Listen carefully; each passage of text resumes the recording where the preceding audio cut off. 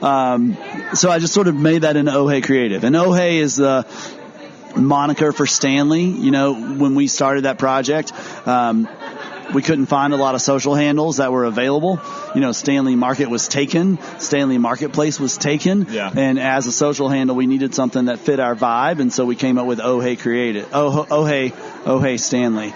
So I just sort of took that and made it into the name of my business. Nice. Yeah. I'll allow it. Yeah. So they're like, yes, we'll let you take that one. Thanks. You can run with that one. That's not a bad way to kind of get yourself kind of into the business. So were you like, well, shit, now I'm going to start running with the food industry instead of doing like copywriting for, so to speak, I mean, anybody Sure. for like a marketing or a badass podcast if they needed some help kind of getting their shit out there? Oh, yeah. Do y'all do a lot of things, or is it just food? No, we do a lot of things. We're pretty focused on food halls right now. So we're working on the Golden Project. We're working on a project in Minneapolis called Malcolm Yards Market. Again, taking an abandoned building and turning it into a food hall. So Mark and his crew, they're doing the operations and helping put that together, and I'm doing the same thing, marketing, communications, that sort of thing. So y'all gonna end up taking over the world. I didn't even see it coming. We'll see. I had a crazy idea too. Like, you could even create a podcast about the story of opening up one of these, And maybe have them film it and go you around really and could. get high and eat the food. You're the two Okay, best there you go. podcasters in Colorado. Oh, And interesting. who happens to have friends that work at Target. So shout out Sybil Spencer. See, there you go. So if you want to kind of do a little cross-promotion stuff, Yep. maybe get a sponsor for it. Uh-huh. We'll see what happens. I mean, is Target going to sponsor it? Let's do no, that. I can't guarantee Okay. that. He's just a friend that works there.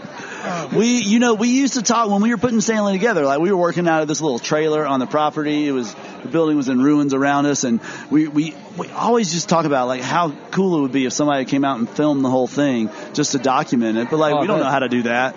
We don't either, but guess what? We're winging it. We can figure it out. We've made it this far. Yeah, you guys are doing well. You got some killer guests on your show. Yeah, I'm in good company. We've been lucky. Folks have been nice enough to let us in their establishments and not kick me out. Right. And I say Impressive. me, not us, because it's usually my fault. But yeah, so you joined this prestigious group of guests on the podcast. That's an honor, gentlemen. Yeah. We give out medals at the end. Oh, nice. I did not know that. No, it's not actually true. We're just Beer going to and medals. beer to throw away. Okay. Yeah, that's aluminum. We're at Finn's Manor. We can probably find someone to turn that into a medal here. There's probably a maker sitting at a table nearby. So turn it into a bowl. That's right. At this table. I'm sure you can do that. One thing I'm curious about when we've talked to like people who have opened up food halls and things like that, does it get easier, or is it just you deal with a different set of problems as they come? I mean, both those things. That's a good question. That's a great question.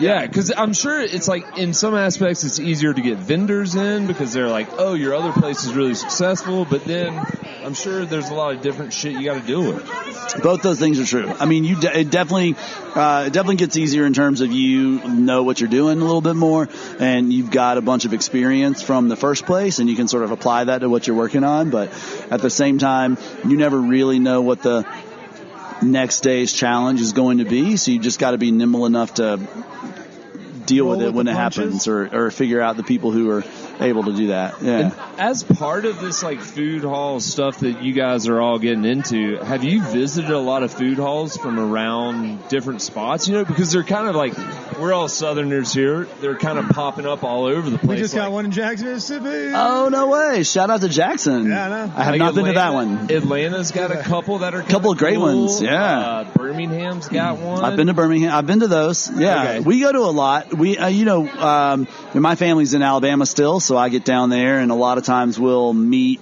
my parents, in Atlanta instead of going all the way to southern Alabama.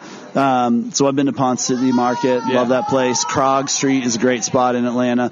I went to Birmingham specifically on the way to visit my folks so I could check out the food hall there, just get a sense of what they were doing and how it was similar and different. There's one in NOLA that is fire, and I'm trying to think of the name, and I'm sorry I didn't mean to interrupt the conversation. No. Is that St. Roche? Yep. That's it. Yep. Yeah. That's a cool spot. It's kind of like the steeple building, and they all have the beautiful clear glass. building. It's Gorgeous. and Yeah. It's kind of in a refurbished, It is. It almost would be kind of where y'all, grabbed an area that would otherwise not have been known for. Yep. True. Yeah. Yeah. We pay attention to that. Yeah, for sure. It's How many would you say you've hit? Oh, In like total? I mean, because you got, New York City's got like what, 30? I've been to all those. Just give some of your, without naming any. Where's the farthest place you've been? Just check out a food hall. Have you been to like Hong Kong? I haven't been to Hong Kong. I would love to go to Shanghai and check out some of their food halls there. That's on my list, but I haven't done that. Craziest shit you've ordered from a food hall? Yeah. Craziest? Like alligator? I've had alligator before, but not at a food hall. Cricket tacos at Comida. Yeah, those are really good. Those are good. I enjoy that. You've had those too? Yeah, those are good. I mean, I don't know if that's crazy, but it's a little unusual. Yeah. So what would you say, like outside of Colorado, what's one of your favorite food halls?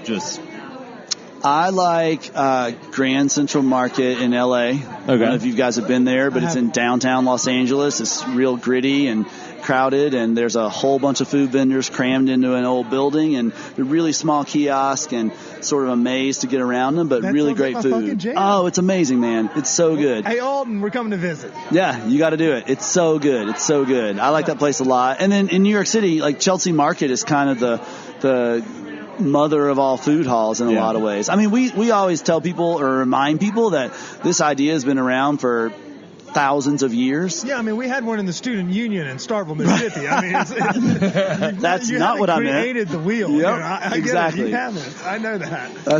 Food courts have existed for days. Yeah. Machi Walk, Panda Express. Yeah. They've all those malls in the 90s I hung out with. Sbarro. Oh, yeah. I mean, Sbarro, can you beat Sbarro? In the words of Michael Scott, when I come to New York, I like to get a slice of good New York pie or whatever the hell he said. Straight to Sbarro. No, that's, I mean, the idea has been around for a really long time, but in terms of the way that people are doing it now, Chelsea Market was ahead of the game. I think that place opened in 1997 in New York City, and it's got food and retail and a little bit of entertainment all in one spot, and they keep growing and changing. That's what I like about them the most. If you went there in 1999 or 2005, it's a different experience, and they're always evolving, and that's kind of what we want to do at Stanley especially. I like it. So you're bringing a little bit of that, and when you mentioned Justin Croft earlier, he had kind of said the same thing of, how he kind of helped try to do the developing of Taxi and I guess y'all's competitors over there in Battery Park or whatever the hell that area is called. I forget. Sorry. Zeppelin. Zeppelin Station. Yeah. Yep. The no vacancy lot. How do I forget? Cease and desist. But yeah, so like y'all brought a little bit of your travels and a little bit of like what we've seen work in other places, parts of the country, and you're like, it could work here now in Denver. Is that what it is? Yeah, I mean, that was part of Stanley for sure, particularly when we were trying to get loans from banks to help us open the place, because that's a massive building and took a lot of cash to actually make happen. Did you ever think about making like a pot den somewhere in there? Like, we can come back here and get high, like when you're growing up and you're like thinking about all those dreams? From a business model perspective, that didn't come up as much as you might. We have different business would have. models. That's right, we do. Our elevator pitch is a little bit different. It's funny. Somebody on the Stanley Facebook page just a couple of days ago said, when are you guys opening a dispensary inside? We speak for the 99% of here, No, Bryant. well, we don't have open space, so that's that's when the you do, you're straight up opening answer up a right there. podcast workspace. Oh, nice. We have a workspace, but a podcast workspace. It's a good idea. Yeah. All you have to do is let us drink and smoke inside, and just a big box. We'll bring. It can be cardboard. We'll bring them in. We don't care. Yeah. Okay. And we can bring in. I mean, we've got a 7-acre field right beside our building, so we could probably put together a cardboard box. I get frowned upon for showering out there. It's so weird. I don't know. Westerly Creek runs through our property too. You could just dive in. Solid. I was wondering about those rules, but I didn't want to ask. So as you guys grow and like make more of these food halls and things, do you like incorporating the kind of different workspaces within it, or do you just feel like it kind of depends on the building and what you have? Yeah, it's very dependent on the building and the space. Like Broadway Market's about 15,000 square feet, so there's not a tremendous amount of room in there to do something like a co-working space or something else. But we knew that we wanted a mix of food and retail too. We really like that idea of retailers and food operators working together in the same space. That worked really well at Stanley. So we've got two little boutiques inside Broadway Market, Luna and Jasper and Velvet Wolf, Iron Wolf. And they sell clothes and accessories and Obama candles. Yeah, sounds like it, right? Pat, you guys know Pat Milbury, muralist, artist. He just painted a little mural. These two wolves fighting. It's got a dire wolf, Game of Thrones kind of vibe. Shout out to my dog, Jerry. That's right. There you go. Oh, yeah. And we can discuss next week's episode next week because I want to give everyone a head start or give them a little buffer before we talk about it. But, I mean, we got to talk about Game of Thrones as we go navigate through the spring. Let's go. I mean, yeah, you got to do it. I mean, some of these people drive me crazy. Like, Bran drives me crazy. I'm just going to go ahead and say it. That guy is the fucking worst. He's a tree, dude. You can't be mad at a tree. Bullshit. I read The Giving Tree growing up. Oh, nice. Yeah, that's a good point. You win that one. Good job. I'm smart. Yeah, super literary. Smart. There you go. There you go. You did not know Harper Lee was from where you grew up, so. I mean, if Harper Lee walked in here, obviously dead. But that would be awkward on a number of levels, but also kind of cool. Yeah, I mean, shout out Ghosts. We're not haters, but I wouldn't know what they looked like or any, of that aspect. That's all right. I can tell you how the book ends, so it's cool. It's not a big deal. There's not a book I can read, so let's navigate to the next topic. Back to Game of Thrones or something else. The TV show. Well, should we talk about our Denver hotspots? I mean, I want to ask him about some of the places he likes that he honestly, you can't be biased here, which we let sometimes people be biased. Sure. So if they are like your clients at other restaurants, that's fine. Well, I think the way to do that is I should just not talk about, I mean, the places I eat and drink the most are at Broadway Market and Stanley Marketplace. Right. Like I'm there at one of those places every single day. Yeah. Oh, that's so good. And the food there is awesome. So both spots is awesome. Everybody listening, Broadway Market, Stanley Marketplace, they got anything you want. Biscuits in town. Annette's incredible. We live next to DVCO, and I mean, if they want to invite us on and give us free biscuits, we're down for that. But Annette, I mean, Caroline's the place is a gem. That's a world-class restaurant right there. I couldn't agree more. But we're still going to ask you because we don't care about the rules. We're going to ask you some of your favorites. So we like to ask everybody favorite happy hour. Let's pretend like you're not working. Favorite happy hour. Am I not allowed to go to Stanley and Broadway Market? Stanley and Broadway don't count. Okay, I can't go to those places. No. So I live pretty close to where we are. I hear you. I live pretty close to where we are right now. So I'm in Rhino, and I tend to go out to places over here a lot. And I don't really go to happy hour that often unless there's food involved too, because I like to eat and drink. Yeah, that's the best part about happy hour. There you go. So I've been eyeing pizza coming out this window for a minute. I like Dio Mio a lot. It's a good little happy hour. You get their house wine, 2 glasses for $6, I think it is. Happy hour, which is pretty good. Pasta's fire, handmade pasta. Oh, it's so good. They have a couple pasta dishes on their happy hour spot, don't they? They do. They sell a bunch of their pastas for $10 during happy hour, and then that place is great. So that's a go-to spot. It's also great date night as well. I've done that for date night. And I'm like, you know what? This is kind of sleeper. You kind of fly under the radar, and it's like that'll score you a lot of points. When you find like bomb-ass food in like a kind of small, quaint little place. Yep. So that's a good happy hour. I like that place a lot. I didn't know about the wine, and I love it. Yeah, you're taking a wine class, right? I think I heard that. That's the objective. Oh, that is this weekend we are. Yeah, Saturday morning is the objective. We're going to drop Jerry off at the groomer, and then we're going to go taste wine. But I'm bringing a bag of wine as well in case they don't give me enough. A bag. Shout out to Audrey. But, okay, so we got the first question down.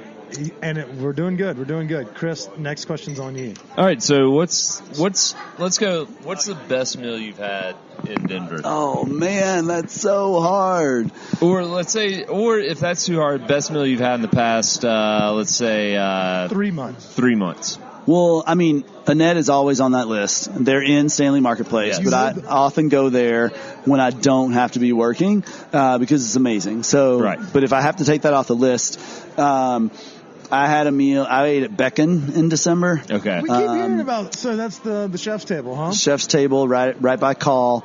It was incredible. I mean, the service was fantastic. Okay. I think they would really appreciate me there. My coworker, one of my coworkers went there this past weekend and said, like, dude, it was really a really well experience, like Yeah. overall, hands down? It was great from the moment we walked in the Nice. door, and we had a lot of food. And it's spendy. You're not, it's not like a But you get what $20 you pay meal. for. Yeah. But it's an experience, and yeah, we loved it. We had a great And little Christmas meal there. It was funny because I think Ooh, I good forgot. call. Christmas. Well, not on Christmas Day, just like See, 'tis the season. Yeah. Yeah. Nice. I forgot who we had talked to about it. Maybe it was when we had Denise on, but we talked about, is Denver ready I to remember be you like, having that conversation. hey, I can we wasn't go to a involved. chef's table where you're putting all your faith into them to just deliver? Like, you have no idea what you're getting. And, Denise and I don't know how she felt about it, but it could either go any way, and sounds like it's... I think Denver's so ready for it. I mean, one of the best parts about being here right now is how